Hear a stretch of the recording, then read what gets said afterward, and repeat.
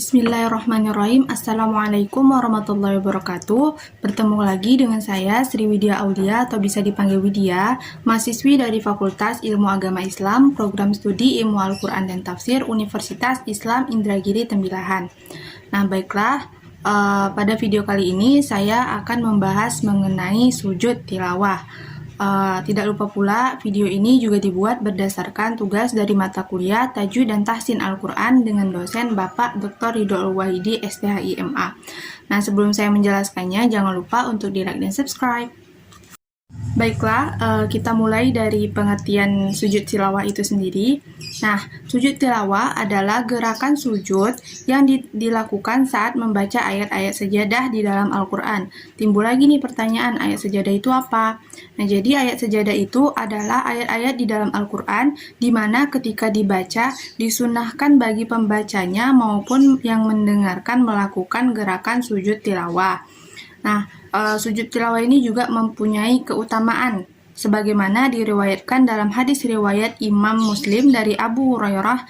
Nabi Shallallahu Alaihi Wasallam bersabda yang artinya, jika anak Adam membaca ayat sajadah lalu dia sujud, maka setan akan menjauhinya sambil menangis, serta setan pun berkata, celaka aku, anak Adam disuruh sujud, dia pun bersujud, maka baginya surga. Sedangkan aku sendiri diperintahkan untuk sujud, namun aku enggan sehingga aku pantas mendapatkan neraka.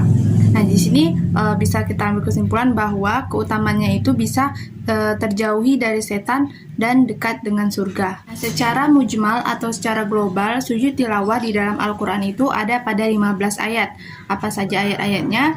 Ayat yang dimaksud yaitu yang pertama pada surah Al-A'raf ayat 206, yang kedua surah Ar-Ra'd ayat 15, yang ketiga surah An-Nahl ayat 49 sampai 50, yang keempat surah Al-Isra ayat 109, yang kelima pada surah Al-Hajj ayat 77, yang keenam pada surah Al-Furqan ayat 60, yang ketujuh pada surah Al-Hajj ayat 18, selanjutnya pada surah Maryam ayat 58, yang ke-9 pada surah An-Naml ayat 25 sampai 26, yang ke-10 pada surah As-Sajdah ayat 15, yang ke-11 surah An-Najm ayat 62, yang ke-12 pada surah Fussilat ayat 38, selanjutnya pada surah Al-Insyiqaq ayat 21, yang ke-14 pada surah Al-Alaq ayat 19, kemudian yang terakhir pada surah Shad ayat 15.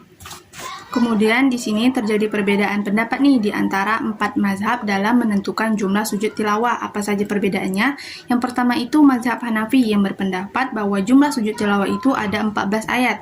Yang kedua mazhab Maliki berpendapat bahwa jumlah sujud tilawah ada 11 ayat. Yang ketiga mazhab Syafi'i ada 14 ayat.